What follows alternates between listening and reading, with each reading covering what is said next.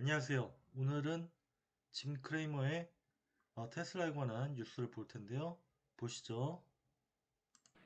Some of you may be wondering how the heck could the stock of Tesla actually rally almost 3% today after reporting numbers that were seemingly disappointing. Their core auto business isn't doing that well, but nobody seemed to care. Well, that's because Elon Musk knows what his investors want, and it's not great auto numbers from 2024. They want his vision for the future. Musk's a nonlinear thinker with a terrific grasp of showmanship. He knows how to come up with incredible ideas. He knows how to pitch them, and most important, he knows how to execute them. So Tesla's not rallying because of the numbers, which were indeed not that good. It's rallying because of Musk's extraordinary performance on the conference call. I want to distill it into two different buckets, the linear bucket and the nonlinear bucket. First bucket, Tesla didn't make enough cars last year. They didn't sell enough cars. You're crazy, though, if you believe that electric cars aren't coming and being bigger and bigger. Why? Because once Musk delivers better cars, newer cars, better technology, they'll start growing again, and he's going to do that this year. So why sell based on last year's numbers? That makes no sense. He's talking about robotaxis coming in a couple of months at Austin, Texas, and it's going to blow you away how much better they are than human taxis. He's made a very compelling argument. You simply can't stop the self-driving cars. They're the future. But that was practically a sideshow compared to my favorite part, the non-linear side of the conference call. And that was all about robots, the Optimus program. I guess his kids like playing with Transformers. Musk's talking about real robots, ones that can do anything we can do physically, but better. The trick is actually manufacturing them. Musk laments that manufacturing ain't what it used to be. Too many lawyers and bankers. They should go make things. That's what he wants. He was whining about it. Most of us believe him, and I was both of those things. Still, he says his team can do all the hard manufacturing we need. The idea behind Optimus, the robot program, is simple. You'll have a robot that can do all the boring things that you don't want to do, all the hack work, all the dangerous tasks. As he puts it, quote, we expect to just close the loop with Optimus being used internally at Tesla because we obviously can easily use several thousand humanoid robots at Tesla for the most boring, annoying tasks in the factory, like the task nobody wants to do, where we have to beg people to do this task, end quote. He goes on, I love this.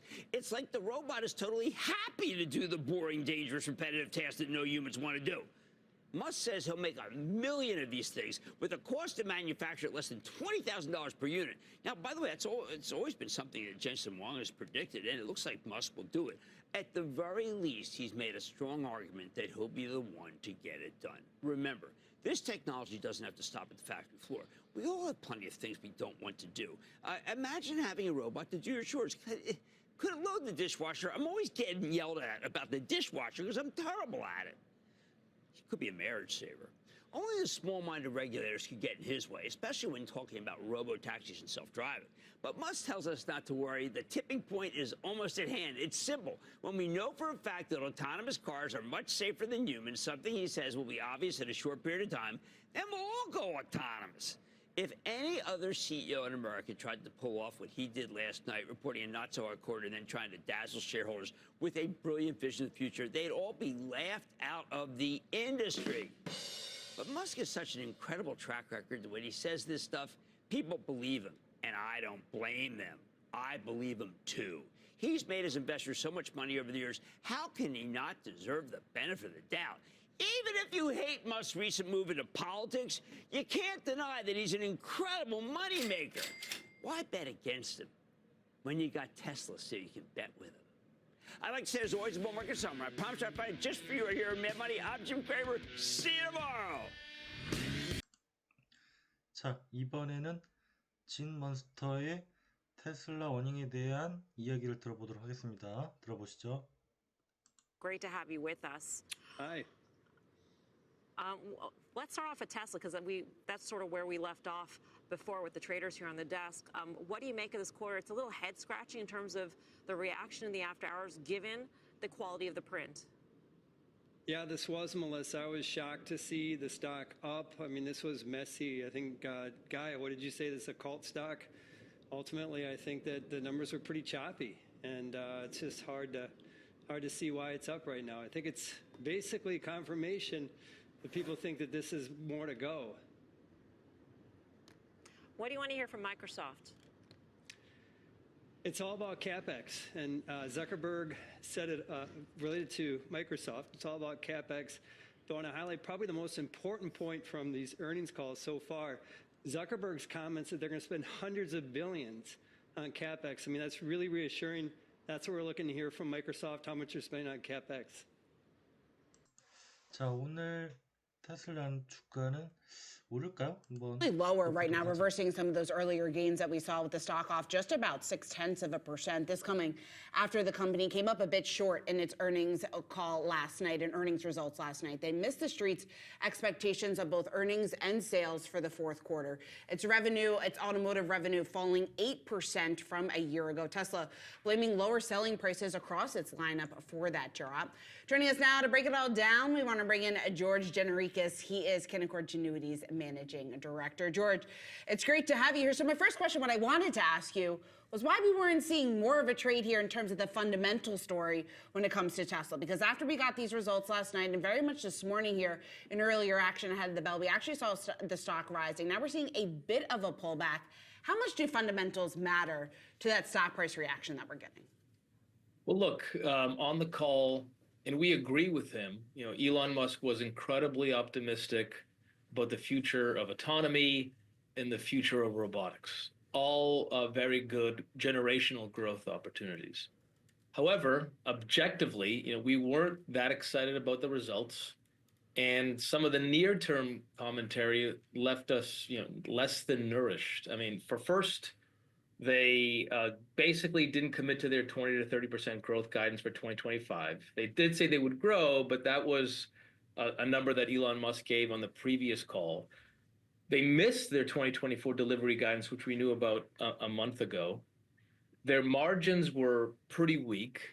And if we're reading this correctly, the FSD rollout, full self-driving rollout in Europe and China is not going to happen in the first quarter. So there are a lot of little things that happened during the quarter that weren't great. So obviously a very good outlook for 26, 27, 28, but 25 and the results were kind of squishy. So, George, what do I make of that if I'm a Tesla investor? I mean, how do I understand at what point the margin story is going to matter again, right? I feel like we've teetered over the last 18 months between, margins are a big problem. Tesla needs to figure out margins. Where's the trough in margins? Felt like we maybe moved past that story last night, maybe not. I mean, how much does it matter over the next couple months? Is it going to matter if this comes up again next quarter in earnings?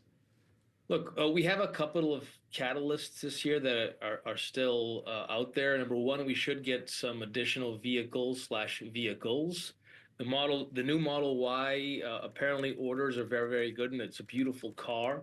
And we also have a fleet of unsupervised full self-driving vehicles coming in Austin in June and potentially other cities in the United States. So there are things to look forward to. But at the end of the day, you need earnings, right? And the earnings growth and the earnings power of Tesla will be dictated by its growth in deliveries in the near term and the margins. And so, look, the margins have been under pressure for a while now because of financing incentives that they've given, price cuts that they've had to put in place because of the increase in interest rates. So we should see that. We believe we'll start to see that really take hold in 26, 27, 28, based on increased scale and increased adoption of full self-driving. But we have to see it, right? This is our expectation, our hope, our estimate. But ultimately, we have to see proof of that. So, we'll have to wait and see how things trend this year.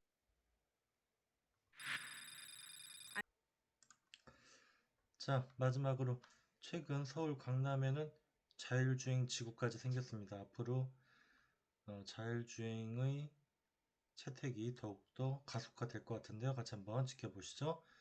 그러면 즐거운 하루 되세요. 감사합니다. 안녕히 계세요.